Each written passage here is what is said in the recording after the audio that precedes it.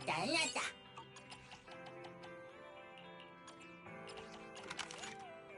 またあなた。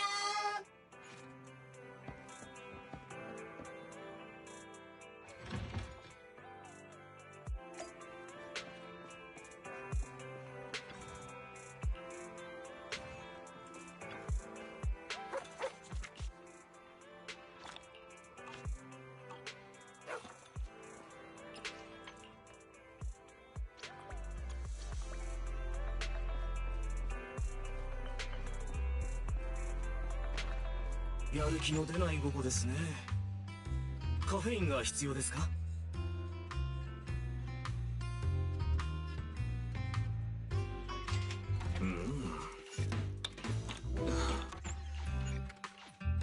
たまには一息ついて。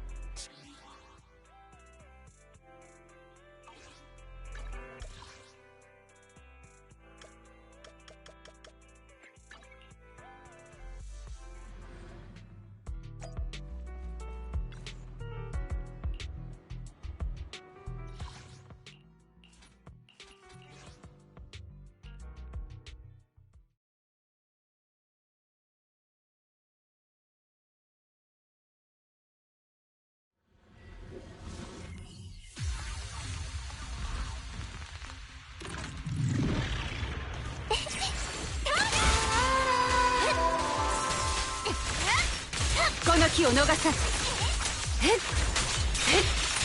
やっやっやっはっ。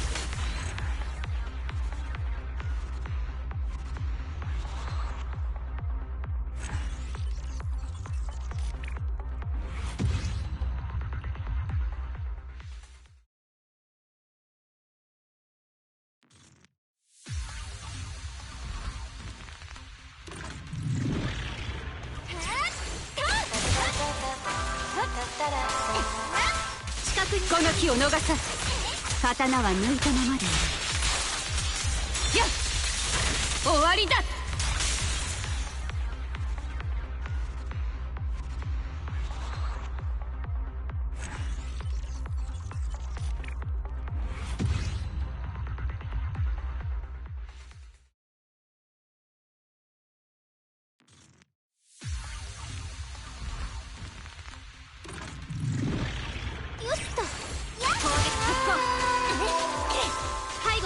時間の無駄です。この気を逃さず。刀は抜いたままでいる。はっ。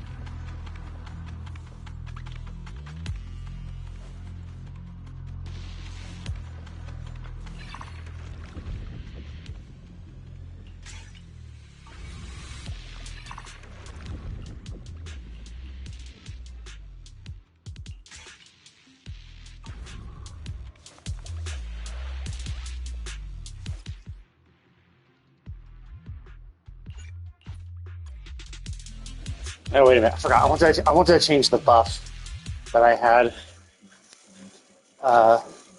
so I can work towards a new one. Triangle. Yeah, the investigation. I already did that one, so let's just do. Have I not done? No, I have some. Let's do some old ones. So it's this one or this one? Yeah, sure. Let's do that.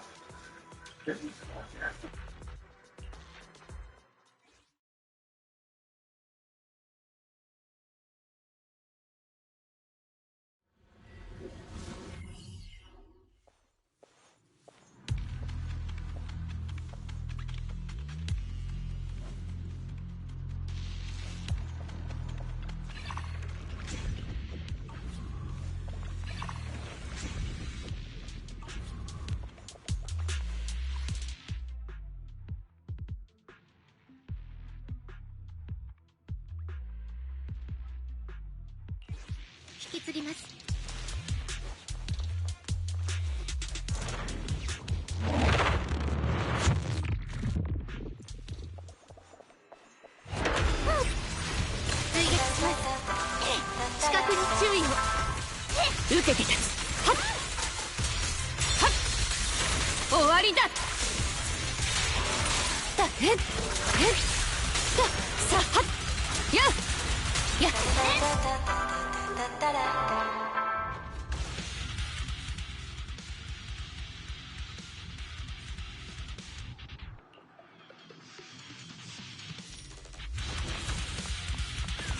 この歌リズムに乗るわ。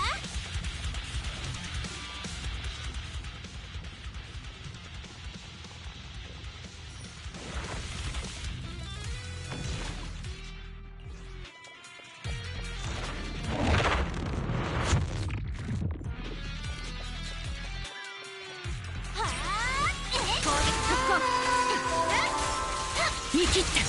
やっ刀はもう鞘だ。だへっさはっだへっすいはっはっやだはっやしれはっせい。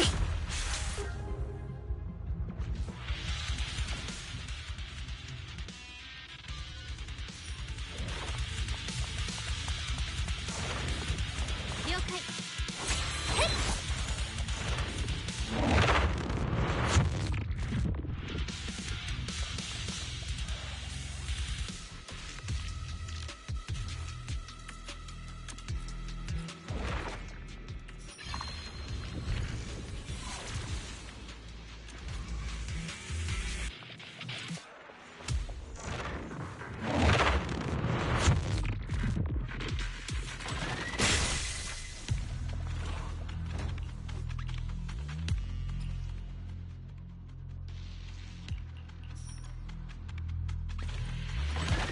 言い残すことはあるか。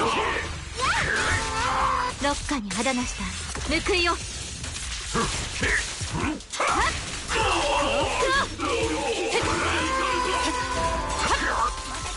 耐えてみせる。悪直残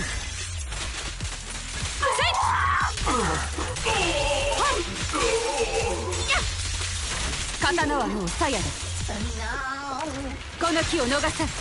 勝利を上となし闘乱はこれに次ぐ。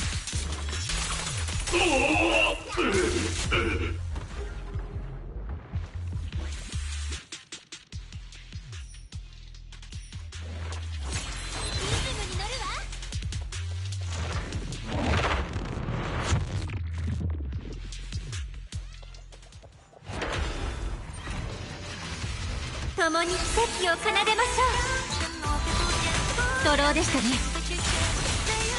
心身一年。時間の無駄です。覚悟。さあはっ耐えてみせる。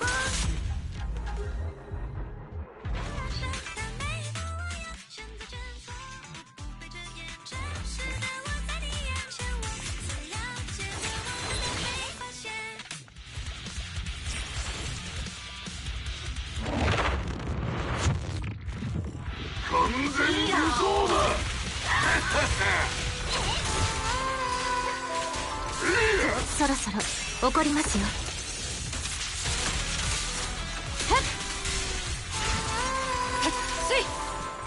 悪直ジャンプせいやったや終わりだ。止められはしない。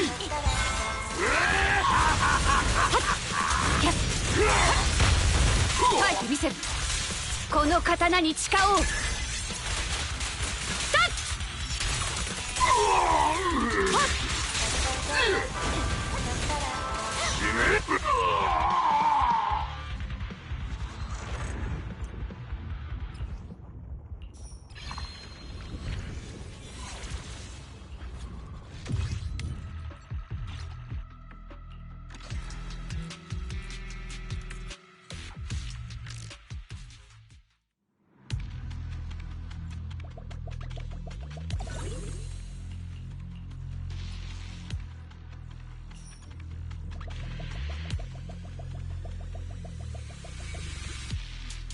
Oh, hello there. How's it going?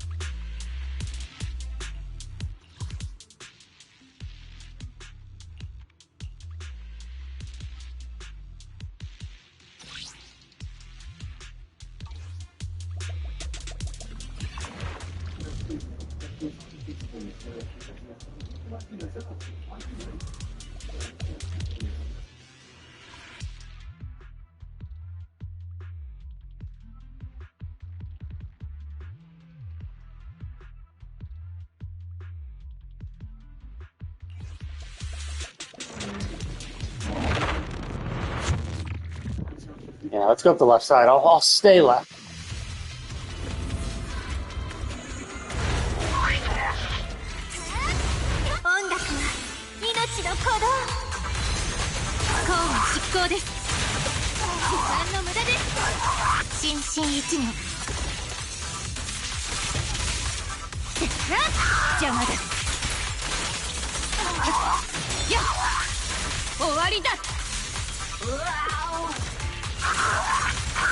悪直ジャン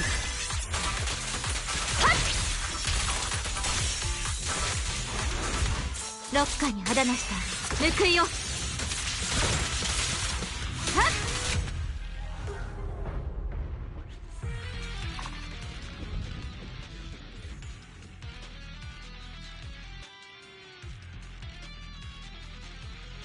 Oh shit! I don't like either of these. God damn it!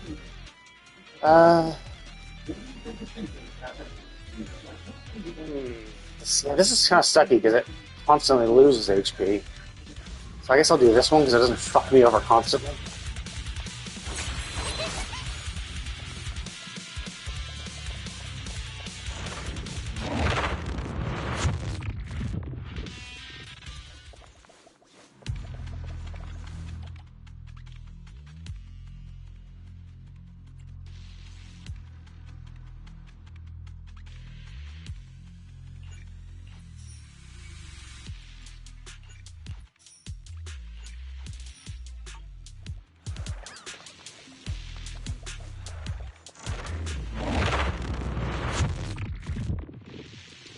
Yeah, both of them were adversity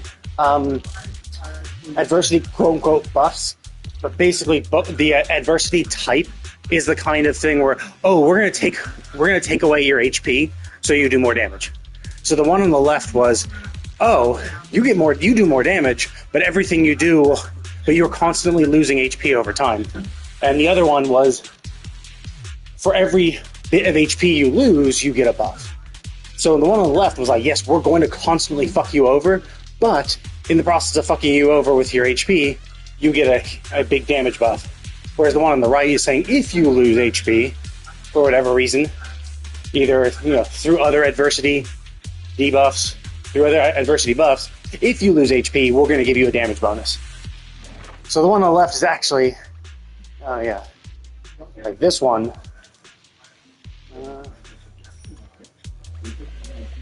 Yeah, well, so there are ways around it. Like, there are other buffs and stuff you can get that's like, you know, like I think well, shit. One of the ones was like if you lose HP,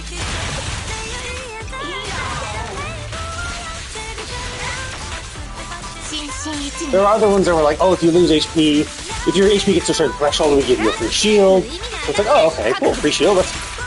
That's obviously useful. So like the idea is that there's a bunch of other stuff. Also, Astriel, who's the third person on my team, when I do her burst, she gives HP back to the team. So realistically, I have methods of getting HP back if I needed to.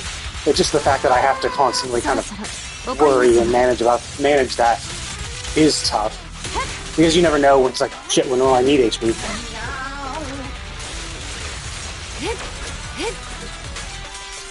And the name of the game for this is a lot of it is just like avoid damage by dodging and shit. And so it's like this is the other adversity. This is the other adversity one that I chose not to get. When an attack hits an enemy, I go into the bloodthirsty stage. Oh yeah, she's super cool. And increasing damage and reducing damage taken, but consumes HP over time. It's like, so you have to have a bunch of other buffs that says, hey, when you do a resonance, when you do your EX skill, you get a shield. When you do an EX skill, or when you do a burst, you get HP back. Like, there are other buffs that you can get that can make this not bad, and so you'll do so much damage so quickly that it won't matter, and you'll be able to constantly keep up a shield. And I do also have other, I'll pick it. I'll just pick it for shits and giggles. Like, the fact that I have Astriel, and the fact that the main buff I have, the first piece of gear I got, was something that allows me to do my burst more frequently. Means that I'm going to be constantly regenerating HP far more frequently.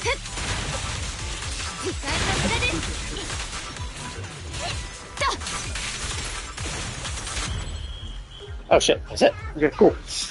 So like there are other methods of like restoring it. So I think she only needs like 2,000 points to do her burst. So it means I can do her burst more frequently. So if you stack... Oh shit, I hate this guy.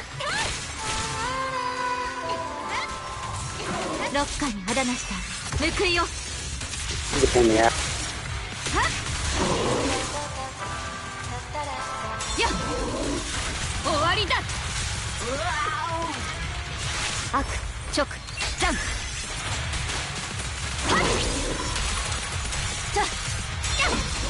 And Miyabi has some really good iframes. Like when she's doing her charge attack, she doesn't actually she's actually invulnerable. So when she's charging her, oh shit.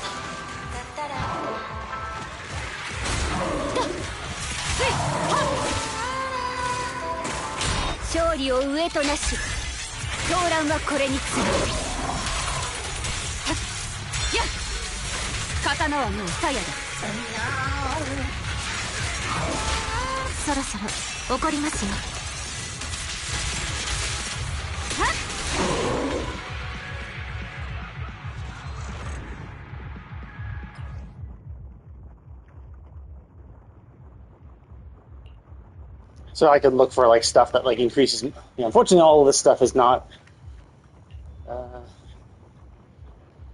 chain attack or that's kind of useful just generically. But like also like in between battles, in between like once you beat each phase, I think you get an HP, a little HP regen. So as you can see, like my HP's down a shitload. Some of it was because I actually got hit once or twice. Which is, you know, kind of expected. Okay, that one's new. That. Let's see. So I guess I get 2 of these anyway. Fuck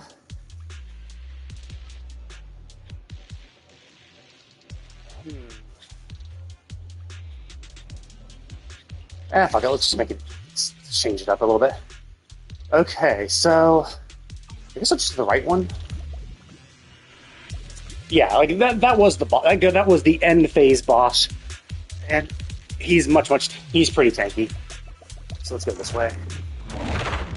So he was supposed to be challenging, and then the fact that he also has a few phases where he is kind of immune. Let's heal up everybody.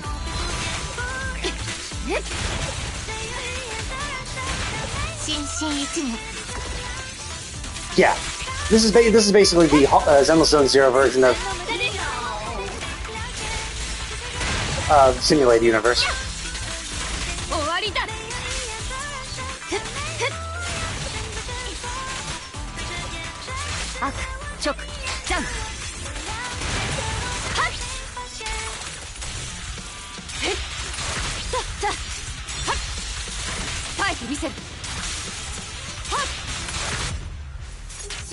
Did I run out of time? Or yeah, I think I ran out of time to get the remaining ones. Okay, so this one. Shit, I forget if I know the ultimate one. Okay, fuck it, I'll just get the ultimate one. Because I know I can boost that to max. But yeah, this is a simulated universe type thing where it is a weekly. Well, I guess it's not simulated universe. Well, no, actually, it is exactly simulated universe because it is a weekly thing. So you do this once a week. There are some challenge modes. There are ways to make it more challenging as well. What, 2?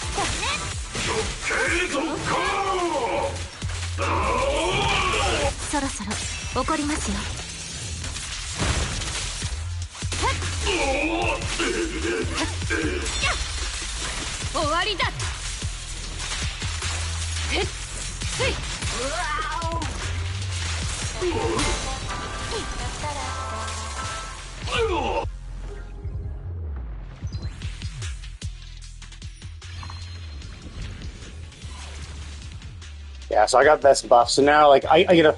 So, like, the idea is that you get gear, and as you get these gears that provide buffs, and these buffs are kind of in various fields. So it is kind of like Simulated Universe in that way. Like the Resonium are the blessings, and the gear are like the equations. And so you have these equations, these gear, that basically provides you a buff in its related field. So for ones that, as you can see, like the top one, Healing Sachet, has ultimate in brackets. It means it's boosting ultimates. So it'll, and the Resonium, the blessings that increase its level, are also ultimate related. So the blessings themselves will be like, oh, does more damage for your ultimate. And the gear itself might be like, oh, instead of needing 3,000 points to cast your ultimate, you only need 2,000. And then there's another ultimate gear that's like, oh, instead of 3,000 being the cap of your points that you can gather, the cap is now 6,000. So those two combined means you can stockpile 3 ultimates that you could just do back to back. Because each one costs 2,000, you can stockpile 6,000 points. Now you probably wouldn't want to do that. You probably want to just use them as you come across them. You want to, yeah, you can see, yeah, like her points are 4,615. It depends. You're limited by how many nodes there are. So it is kind of like Simulated Universe in that way. It's like you can only go through so many nodes before you get to the final boss. So like the one I just did was a Resonium one, a blessing one, kind of like a combat occurrence kind of. And so I got 2 blessings because I did that one. Now this upcoming one, or this, actually no, that's the circle, the question mark one is the one I'm currently on. So I got a blessing in that. So the next one's going to be a time trial. So I'm going to get blessings based on how well I do in the time trial, how many enemies I can kill in a certain amount of time. And then one ahead of it is a gear one, so I'll get a piece of gear. So if I have a lot of... And it also, oh yeah, and also you start out with a buff for the character itself. So I got a buff for Astra Yao. So I'm buffing Astra Yao, who's my support. And so I'm getting personal buffs for her to increase her damage and or utility. which I could get buffs like that for Miyabi or Yanagi either, you know. So you can be buffing specific characters, and then on top of that, you get these other buffs. So like I have these 2 pieces of gear that are both level 4 because I have all these blessings. You only need 2 blessings to increase its level. So it starts at level 1, get 2 ultimate related blessings, it goes to level 2, get 2 more, level 3. So when you have 6. So I also have this one, the stun one. Oh shit, I should have gone dexterity, god damn it. So I have these 2 pieces of adversity gear, but I don't have any buffs. I only have 1 buff for adversity, so I need to get some adversity Resonium blessings so that I can increase the level of these so they're just better and stronger. So that's what I'll be focusing on. Dexterity gear and adversity blessing. 音楽は命の鼓動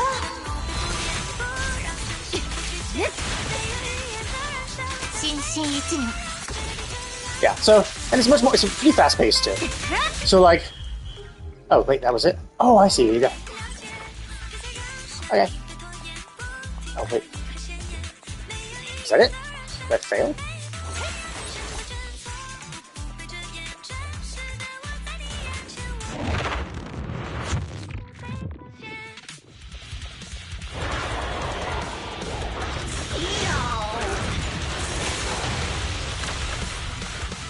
ドローでしたね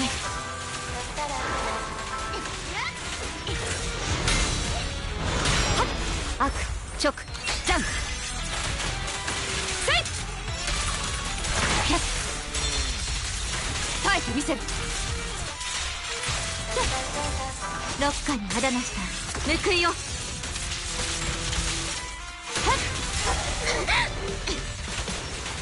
せいやっせい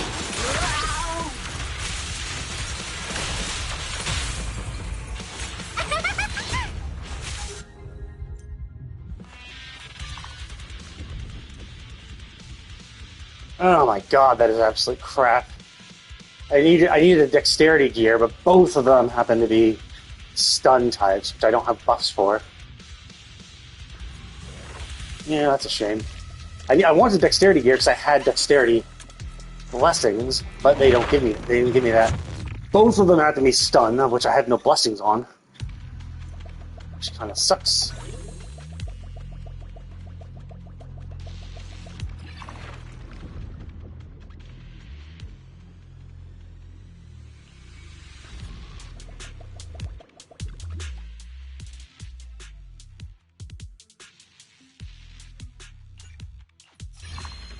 Oh, cool. So I was able to buy an adversity one to increase that level for both of my adversity gear.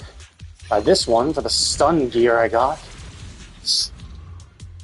And then I'll refresh. See if I can... Let's see, dexterity. I don't need dexterity. Like, dexterity is good. Oh, this is an adversity one, so I'll buy that. Okay, so I need... There we go, another adversity. Cool, cool. So I'll buff up my 2 adversity gears. Level 3. This is dexterity, but I don't have dexterity. I don't have dexterity stun. I actually have stun gear, so I'll get that. And then I can refresh twice more, hoping for an anomaly. More anomaly. Oh, cool, there's another anomaly. Nice. There we go. Spent all my gear coins. And now my gears pretty stacked. I have 2 level 4 ultimates, a level 3 on stun. Welcome back. And 2 level 3 adversities. So I'm right before the final boss for this. And right before the final boss, there's a shop. So as you're doing all this shit, you get these things called gear coins. You can see I have like 95 right below the artifacts tab. Floor progress 3 out of 3, gear coins 905. You get a bunch of these as you're progressing through. So you can use that at the final boss, there are shop tiles too. You can spend your gear coins ahead of time. But at the very least, right before the final boss, there is always a shop where you can spend any of your excess gear coins. And so I did that to buy blessings, buy these things, and I was able to bump my bump my stun gear and my adversity gear to higher levels. So this should make the fight much easier. Maybe, we'll see. I actually wasn't even paying attention to what the buffs did. I was just getting them to buff the gear. So maybe the buffs are annoying. We'll see. 共に奇跡を奏でましょう。公務執行です。心身一如。覚悟。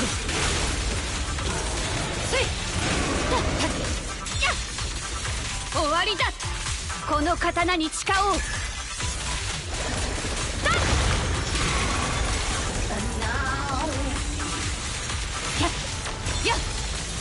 耐えてみせる。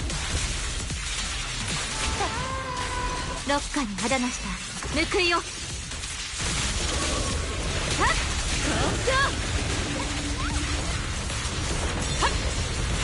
終わりだ。 God damn it, it ran away. Fuck. 直ジャン I wasted my mega attack. やったスイはっはやさスイはっそろそろ怒りますよ。 Shit, I think I wasted my burst there too. I think it ran away. God damn it, it did. Did it? リズムに乗るわ。希望のために私は歌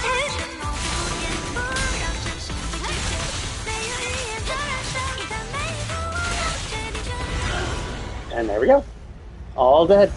I was actually worried. The very first time I fought this boss, it comes from that hole, and then when it got pulled back, I was expecting a phase 2. Because the previous boss they had a phase 2. It was like I wasn't doing it. Like these are really good characters. Like this is an incredibly meta team. Like Astro Yao is a ridiculously good buffer. I've built her well too, and both Yanagi works really well with Miyabi, and Miyabi is like the driver for it. And then you also can get some crazy shit done if you get a lot of good buffs for it. So like if you got a lot of good blessings, and it's kind of like Simulated Universe, because if you actually like go into the if you go into this, if I go down here, there's all these extra like things to make it more difficult. So I could make enemies self-destruct on defeat. I could have the I guess end stage areas, or the beginning portion of every single phase zone not provide HP recovery. I can have them be harder to daze, and they recover from their daze faster. And then if I like did all these buffs, then I would unlock more of these buffs. So essentially, you can actually make these far more challenging if you want. So it's kind of like how in Simulated Universe, you have like the protocol levels and stuff. Except, I think in this game, I think there might be, you might get some sort of bonus for doing it, but I'm not sure. I'm not sure what the, oh yeah, I think there's some buffs in here. So it's kind of like the protocol levels where it's like, yeah, there's an achievement. If you beat, like, if you do the hardest difficulty and have like so many of those like disadvantaging buffs, or like buffs, enemy buffs, if you have like enough of those enemy buffs, you can probably get an achievement which will give you maybe a title, maybe a little bit of resources. It's kind of for the people like Whale. I mean, it's essentially like the protocol levels too. It's like, yeah, for the people who whale on the game and have like who have gotten like, oh, whoops. You know, have gotten like all the good shit. I didn't have those before. Yeah, I was doing it for this, so I think I have all the Astro Yao buffs. So, and like these are buffs for like these down here are buffs for characters. So like you get, if you collect them, you do well. So essentially, it kind of encourages you to be like, hey, here are a few characters that we've provided gear and buffs for. If you use these characters and give them buffs, you can, like, you know, work towards your completion. So there are these like collection rewards. You don't really have to do them. They're not like vital by any stretch of the imagination, but you do get a little bit of rewards for doing this shit. So it's kind of something to kind of like pay attention to be like, yeah, sure, I'll. And then there's these like permanent buffs, but this is like very much like Honkai in that way. Is that? Oh, actually, I'm done. There we go. I maxed out all the buffs. I have all the passives, and then you also, of all these passives, you can choose 5 of them, which can go to the next level. So I chose increasing my max attack and HP. No shit. You know, anomaly, attribute anomaly is a really good one. Just flat out crit damage increase. Ultimate damage increases the generation rate of your ultimate by 30%. So, like, yeah, obviously these two pair well together. Your ultimate does more damage and it's easier to charge. And then if you crit, it does even more. So those are pretty much like the best kind of ones. So let's go here. I have some. Oh, and one cool thing is that so when you're doing these, you get these little cards, and these cards can essentially be used to just get free artifacts. So I can just go into here. I need to forget what I needed. I think I wanted more polar ones. Which one's the polar one? Is it this one? Yeah, that's good. Oh yeah, it's this one. So you can use these. Yeah. Well, yeah. So, yeah, max level characters are level 60. So it's not as grindy as Honkai or Genshin. There we go. But, you know, like, I think it just makes it a little simpler. There we go. Okay, so now it's time to do triggers. Character quest.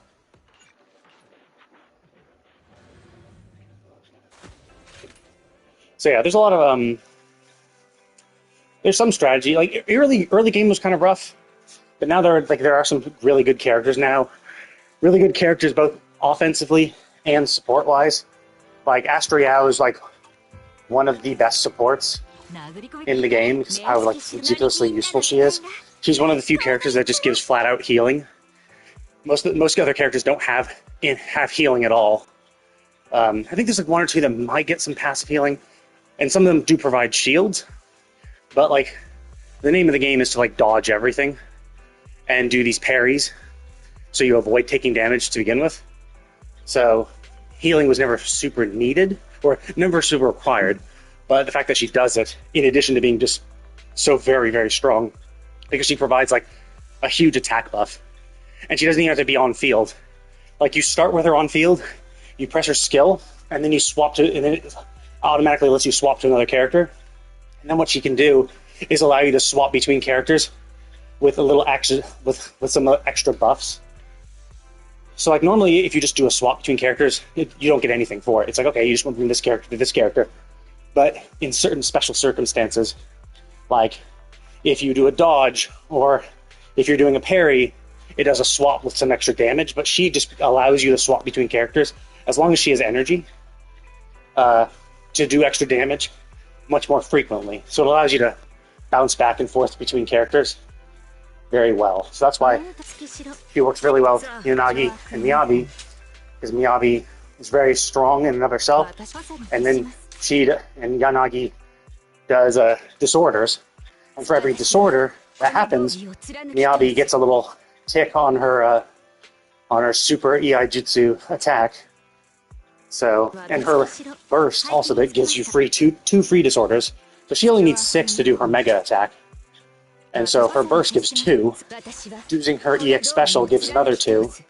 So like if you're able to get a lot of disorders out, which is really easy with her, because her burst does it, her skill does it, and then you can pop back onto her to do her mega attack, which she's invulnerable the entire time. She has iframes the entire time. So she does this charge and attack, and she's completely invulnerable the second the charge starts. So like, this massive amount of iframes is really, really cool, and really, really useful. But there are other characters too, like Caesar is really good too. She's also a buffer and a shielder, where she can provide a buff and a sort of a shield. She provides off-field damage. She's really good for disorders too. So Bernice and Yabi work kind of well together. She's just super hot. She's a really good stunner. So you have this like daze multiplier. So if your daze multiplier gets up to 100%, the enemy is stunned, unable to move for a little bit, and all damage done to them gets a multiplier to it. So if you can stun them quickly or reliably, you can like unload a huge amount of like burst damage during that time to kill them super quick. So she's really good for off-field stun support. So like there's a lot of options now that make the game a lot more interesting. Earlier on, it was incredibly limited because like there were so few 5 stars, and so you had to do everything else with 4 stars. But the 4 stars weren't like super easy to use. The 4 stars weren't super easy to use. They didn't apply like days and anomalies as easily, and so like nowadays you have a lot more options, and so it makes the game easier, which makes like the grindy parts of it a little more enjoyable. Yeah, that's her. Ellen got a costume.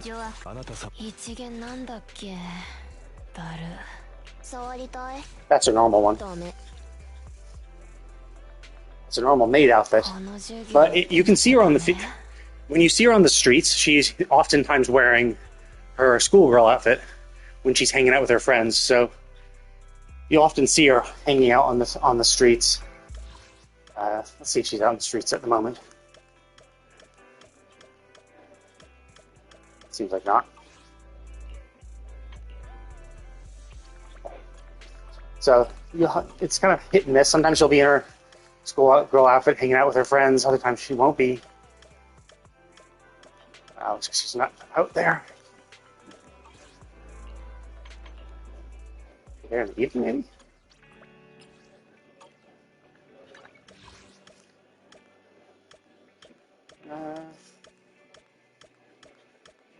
And she's not out and about. Whatever.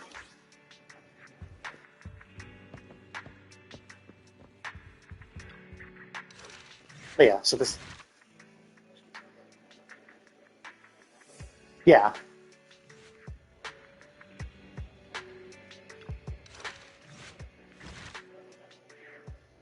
Well, because, like for Genshin, if you're like doing time dilation, the thing is they like raise the camera and actually have time go through, which is a nice effect, but obviously it takes time to do. So, but for other games like Honkai, actually Honkai has no concept of time, so you don't have to ever worry about this. This one is just like, nah, fuck it, you can just do it. In fact, it actually was a little more annoying on launch. On launch, you couldn't change the time that frequently. You could do it once per day, essentially. So you could change the time to another. You could change the time to another part of the day, but then that was it. You had to actually like go and rest in game, go to your bed in game and rest to go to the next in-game day before you could skip time again. It was like really fucking annoying on release, and then they just like by the first or second patch, they're like, yeah, this is kind of stupid. Like, there's no real reason for us to force you to do this. And like doing quests and stuff would also advance time. So like if you did any sort of combat event, if you did any of the, oh, I need to do this virtual event, I need to like get like weapon experience, or I need to get character experience. Just doing that combat event to farm the materials would make in-game time progress. And so like but certain things had to be done at certain times of the day. So it made a humongous pain in the ass. If you're just like, oh, well, I want to do this quest, so it has to be midnight for me to accept the quest and do it. But then when I do the quest, do the combat portions of the quest, time will advance to the next day in the morning, and I'll have to skip time ahead to evening again to interact and turn in the quest. And it's like, yeah, they realized, you know what? This is kind of fucking stupid. Let's just allow you to change time whenever the fuck you want. And because you're doing it in a black screen, essentially, they can just do it super quick.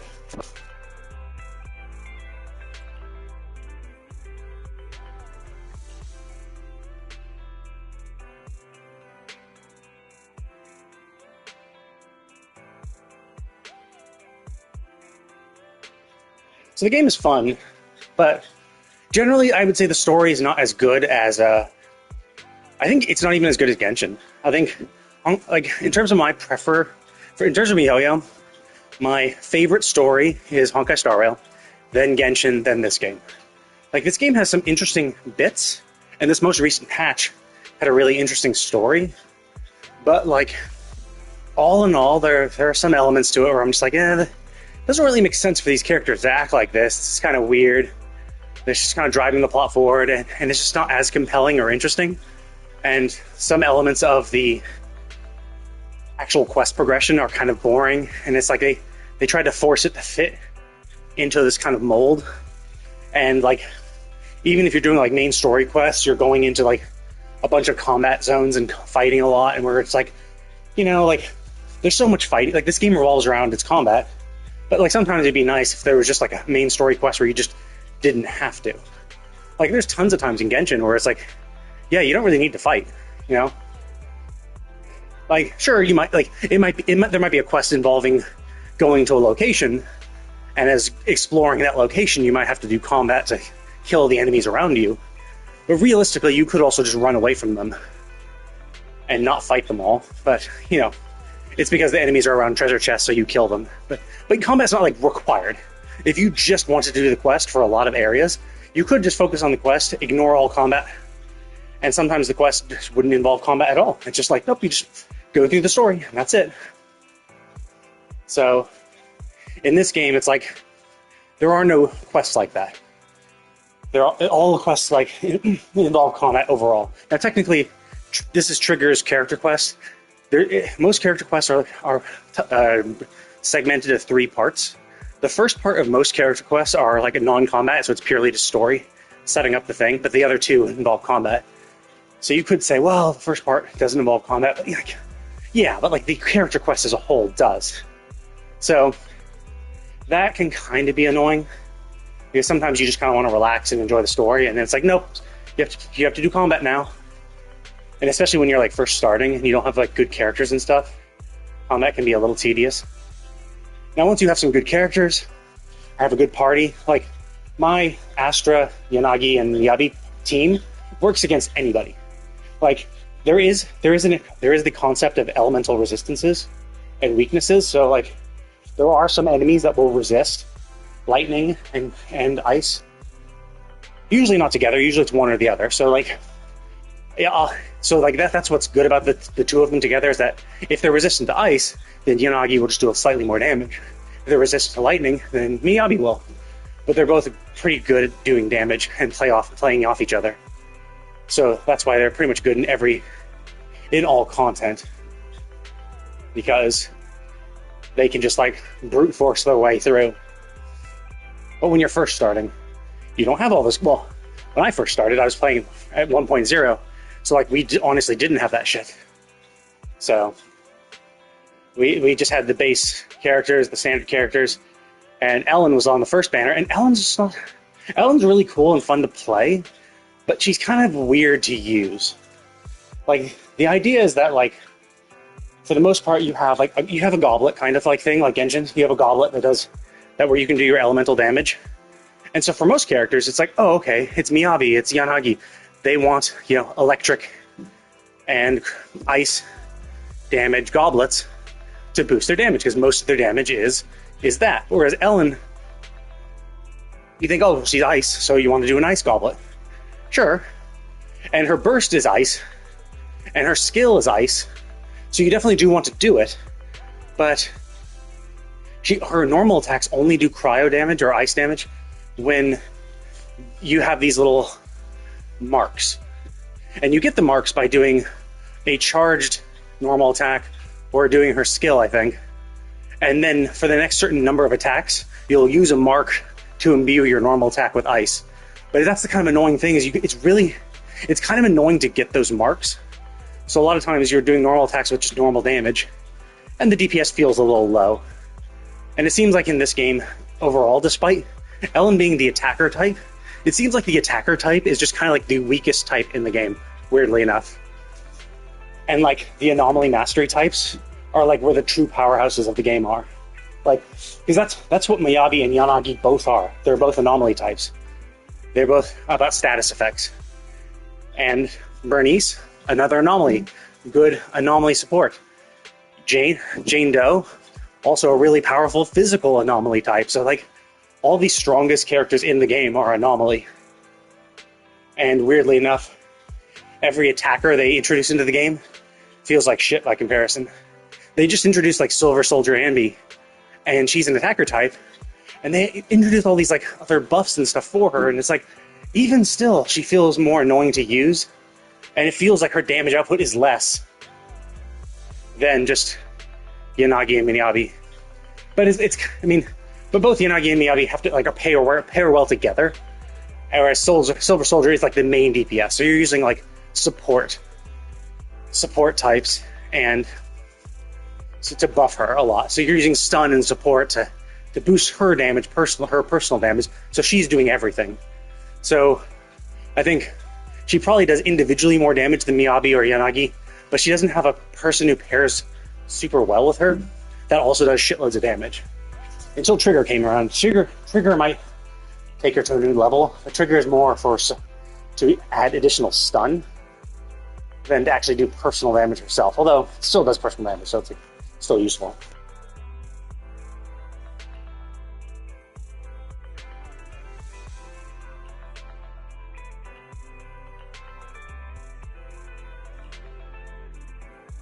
So yeah, it's definitely a rough game to start. Because like, the story's okay. Like, the story's not bad.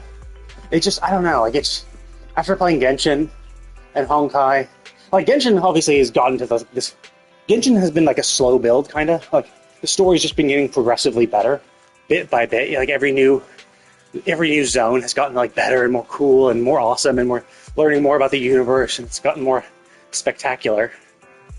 Whereas, like, it still started pretty good. Like, starting with Dvalin in Mondstadt was still pretty useful and cool and interesting. But, like, it just kind of built on top of it. Whereas, like, this doesn't really have that same Mondstadt Dvalin hook that Genshin does. And then Honkai just starts out super strong. Honkai starts out, like, fucking amazing. Like, you start out with the Stellaron in you. You have to defeat the Doomsday Beast. You go into Jarrillo and fight against Cocolia with that fucking music. Like, that was so fucking cool. Like, it starts really fucking strong. And then it kind of peters out a little bit. Like, Jinzo was not, like, super compelling, but it wasn't super bad either. It was interesting. And Ventilia was interesting, too. But it did feel like Jinzo lasted a little bit too long. Or the Shinsho lasted a little too long. But then Penacony hits really hard and it goes really well. And it's also, like... And even throughout the whole entire thing, it's silly and irreverent and fun. Whereas this is a little more grounded. So the story's more grounded. Which makes it less interesting, kind of, because, like, there are some fantastical elements to the game. Like, the setting for the world is interesting. And there's certain aspects to it. They're like, oh, cool, here's how we've done this, here's how we've done this. Here's the basic setting of the world. And that setting is interesting. And they've already kind of alluded to, like, ooh, there's a hidden undercurrent that might explain how the world came to be, and there's secrets about the main characters. But, like, it's kind of a slow build. It's actually a really slow build. They only kind of got to the secrets about us, but, like, just so many patches are just kind of, like... The patches feel like they drag on a little. I think because they force combat into them, it ends up adding extra crap that you don't really need. So it kind of messes with the pacing a little bit. Where if they were just like, you know what? This doesn't really need a combat event. Let's just skip that. Let's just do the story portions of it. Let's not add in the whole random bits of exploration before and after. Let's just hit you with a story and have you just go directly to where you need to go. There's definitely a few moments like that could probably improve the pacing a bit. But it's hard to say, because, like, again, it's a live action game, so they only release so much of the story per patch. And so maybe while you're doing it in the patch, if you're completely caught up, it's fine. But, like, I stopped playing this game for a bit. Like, I stopped playing the game for like a patch or two near the beginning, because it just felt too grindy and the story wasn't super interesting. But then Jane Doe came out, and she was super hot. So I was like, okay, I'll come back. I'll get her. And she definitely made the game more fun to play, because her playstyle is really cool. She is super hot. Her Her story was interesting. And I think, yeah, the combat events just kind of like were dragged on more because you just didn't have good characters. So combat took longer than it needed to be because your characters weren't super good. But then Jane Doe just kind of enabled a bunch of teams and was just so strong by herself, even without supports. She could just like steamroll a bunch of characters. So when I was able to steamroll through combat, well, or at least get through combat relatively easily, I was able to enjoy the story for more what it was. So, which kind of does kind of back up what I'm saying of like, yeah, you could probably remove some combat events to improve the pacing of the story.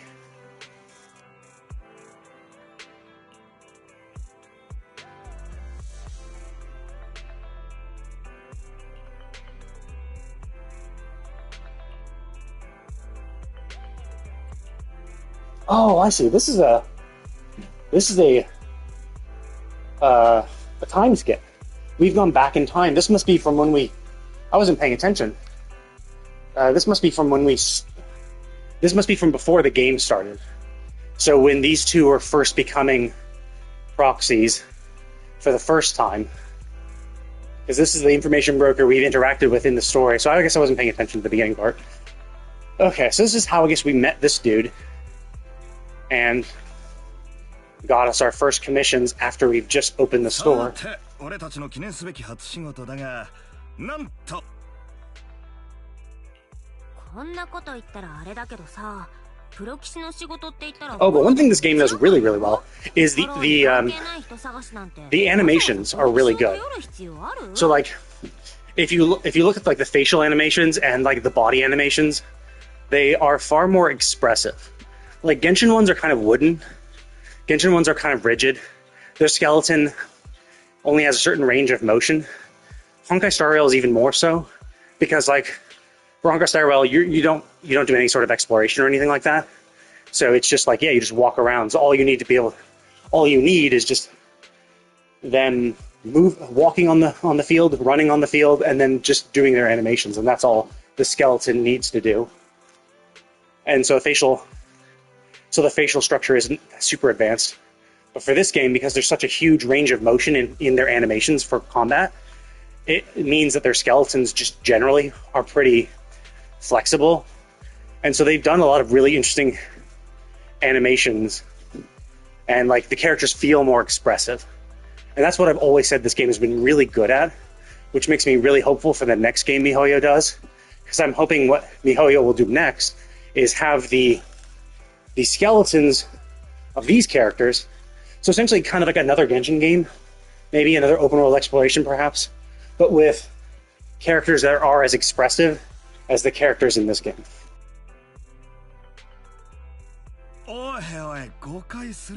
That's what I'm kind of hoping for. But who knows, like Genshin's going to last for a bit longer, same for Honkai, same for this game. This game seems to be doing pretty popular. So who knows what the next game will be, especially because we have like a bunch of new open world action games coming out, like Neverness to Everness and Ananta and Everfield. Like I think Ananta is coming out this year. I think Ananta and Neverness to Everness are both coming out this year. I think Everfield also seems to be coming out relatively soon. So 3 open world exploration games. I doubt MiHoYo would make another one like that when Genshin's still alive, and now there's much more competition. In fact, if they never make another one, it would probably just eat into their Genshin audience. そこまで言われちゃ。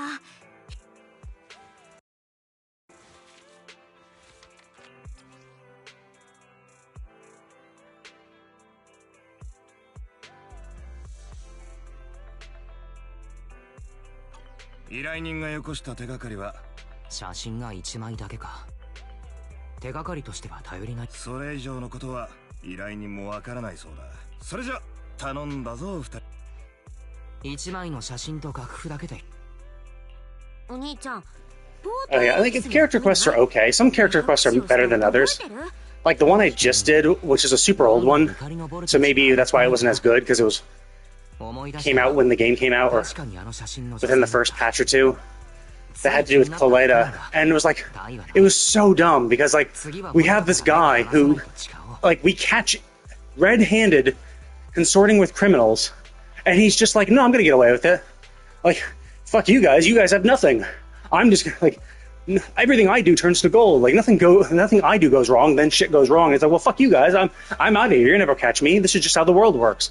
And then we catch him, and he doesn't go to jail. And you're just like, what? Like, how did we not, like, we witnessed him working with criminals. We witnessed him doing these things. Like, how does our testimony of multiple people not count for shit? You know? Especially because we were in the Hollow using a Bangbu, which is kind of like a little like autonomous robot thing. And it's like, how the fuck did we not record? Like, he literally openly admitted to doing it. Like, he admitted to us verbally that he did it. And it's just like, well, we're in a little robot thing, like, that's connected to our computer here. Like, we didn't record any of that shit. Like, we literally have his confession. How the fuck did he not get a prison sentence for this shit? Yeah, it was just like, it made no sense. And I was like, why? Like, and he was like an unrepentant douche the entire time. And then he gets away with it at the end. Well, I mean, he got arrested, so maybe they did something else with him beyond prison, but it was like, we don't really know exactly what happened to him, but we heard that he didn't go to prison. We're like, what? That makes no fucking sense. Like, so that was kind of stupid. But like, that was one of the older character quests. So the newer ones have been a little better. And some ones have been pretty cool. Generally, I think it kind of suffers kind of like Wuthering Waves. Wuthering Waves, the 1.0 patch, is so ridiculously bad. Like, the story is such trash that you just have to, get through it. You just got to get through it. The last two acts of the 7-act 1.0 story are at least have interesting moments, but like the story makes no sense. It contradicts itself. It just is crap. And I don't think this game is that bad. I don't think there's as many logical inconsistencies, but it does feel like the pacing is kind of bad. And that's also something that Wuthering Waves had, is the pacing for their first patch, their first release. The 1.0 release was just bad, combined with a lot of other bullshit that was wrong with it. So it's like, yeah, a lot of things wrong with it. Pacing was one of them. Pacing in this game was kind of rough. Maybe also because, like, it heavily involves a lot of combat, and when you're starting to play the game, you don't really have a lot of good characters. You have to build them up slowly. Or maybe I've just gotten older. I played Honkai Impact 3rd, so I'm kind of used to the combat, so maybe it just felt weaker. And getting used to the systems too, probably just took a lot of extra time, but I'd say if you start now, well, maybe not now, because I don't know, I got her, and she's an attacker of the ether element type, and holy shit, like every time I try to use her, she does like no damage. It just feels like such trash. It feels like she does no damage whatsoever, especially when I compare her to other teams. I'm like, I don't know what the fuck's with her. It's like, but Trigger is at least a good pick. So if you do start now, Trigger is a good character to get, because she does provide a lot of good off-field stun, and that's good for pretty much every team. Like, it means you could focus on other characters, and she can do a stun without much maintenance. So, good character to have overall. So it's good to start if you're going to pick her up. And then next patch. So the next patch is coming up in a week. And that should have an anomaly character who, I would assume, like all anomaly characters, is ridiculously powerful. 失礼いたします。すみません。妹のハーモニカはふざけて君は写真の失礼。申し訳ありません。習慣になっているんです。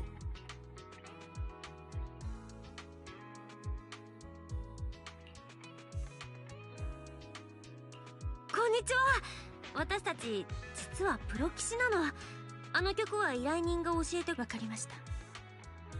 お手リン。そうだね。あと羊か。本当の名前はもうずいぶん長い。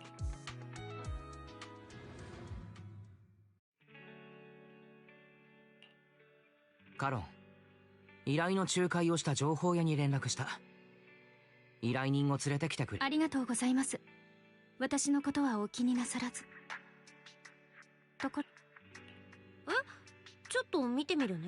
聴力です。私は事故で視力がほとんどありません。輪郭がテレビから微弱なノイズが So 継 she's 続して1 Daredevil. 回分発信されていました。ごめんね。お気になさらず。視力は世界を認知する唯一の手段ではありません。Well, she says her eyesight is bad, but supposedly that visor on her face is like directly connected to her brain, which should amplify her vision, or at least provide her with, I guess, an alternate to vision. You know, it basically should just be, it should be providing her with good sight. Now, her senses probably were trained when she was blind, but she did undergo an operation to essentially connect that visor to her. It's like a Neuralink type thing where it allows her to get back some semblance of sight. Although, it's hard to say how good it is. また来たぞ。はあ、もうターゲット。見直してくれたのは何より。おっと、それはだな。というのも、依頼人と連絡がつかん。さてはバックレたかと。依頼人、フォロー絡みのアクシデントにあったか。はあ、クライアント。皆さんのお話を聞いていあんたがカロンだな。私が戦闘員です。Yeah, so they mentioned Hollow. So essentially, what a Hollow is that that's the premise of this world, is that like a certain period of time ago, which is a little vague, there are these existences called Hollows, which essentially creates this little like black bubble over the world. So like, it kind of like is a little black hole, but it's like a black hole you can go into, and so it creates like it starts at a point and creates a little bubble, and you can walk into the bubble, but in the bubble, it's like corrupting things with ether. So it's like it's connecting to another world that's full of ether, and the ether is coming out, and so it's saturating the insides of that little hollow / bubble, and the ether will turn into crystals against normal things, normal objects, but it also can corrupt living things. And so, like, those are the enemies that most of us fight. They're called Ethereums, which is a living thing that has been corrupted by the ether that is present within Hollows. And there are people, Hollow investigators, who essentially have a high ether resistance, and so they're able to go into Hollows without ether corrupting them, for the most part. I think there still is a limit. I think you can get kind of fucked anyway. And that's what proxies are for. Proxies are essentially, they send in their little Bangbu, which is a little ether-resistant robot, and essentially, because they're connected to the outside world, and the people outside can then like look up paths and stuff, essentially the proxies act as guides. So they can go into Hollows and guide people in and out to be as safe as possible. But when the Hollows came into existence, and when the insides of Hollows started creating these ether crystals, they realized, oh shit, ether crystals are a very good fuel source. So essentially, even though it kind of fucks over life, people are mining the Hollows for ether crystals to advance their technology. So it's kind of like ceruleum from Final Fantasy XIV or any sort of other thing like that. So, but at the end of the day, the Hollows, because a shitload of Hollows appeared, it essentially drastically reduced where humanity can live, because you can't live in a Hollow. And if their Hollows are nearby, then they're just dangerous, because they can grow. So it's not like you can be like, oh, there's a Hollow just down the street, well, we're fine, just don't go inside, you'll be fine. No, because the Hollows can grow unstable and enlarge. And so basically a lot of I don't know if a lot of humanity died, but essentially just like, a lot of humanity had to centralize in big cities like this one, like New Eridu. And it's New Eridu because the old Eridu was taken over by Hollow. So they are dangerous, but they also provide other benefits to humanity in the form of ether crystals. So yeah, that's why only some people can go into the Hollows, and usually officially licensed people, because you have to have some level of combat ability, because they're usually full. The Hollows are full of ethereals, ether corrupted creatures that you need to beat the shit out of. So not die yourself. 協力を依頼料は可能な限り速やか。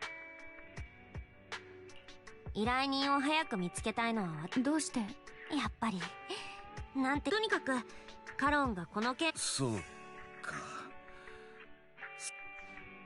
すみません。気が流行ってしまいました。大丈夫大丈夫。それが聞けてよかったよ。Okay, so that's...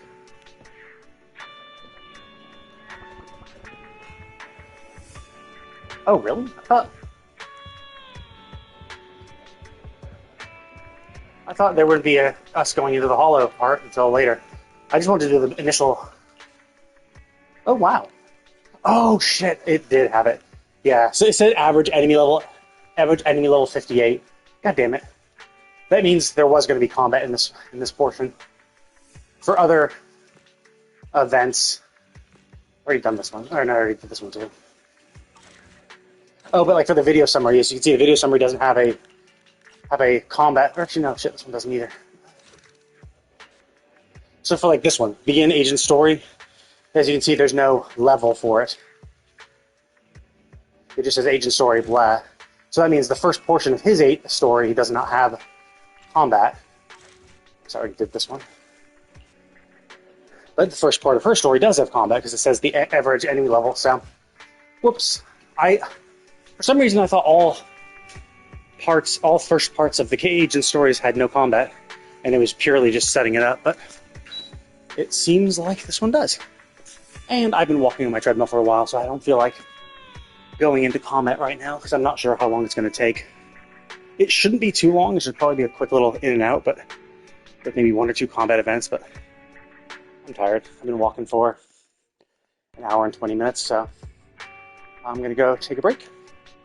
And I will be back on later in like probably 30 minutes or so to continue my Lost Odyssey journey.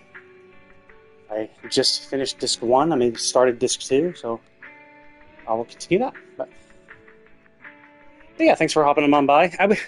If you're looking, I mean, generally I would say this is a good game, but like, if you don't have enough time, I would say Honkai and Genshin are better to play, are more enjoyable to play, have a much more enjoyable story and a more enjoyable endgame loop. Because like Honkai, you can at least like autoplay, so it's easy if you want, and Genshin exploration is pretty relaxed and fun.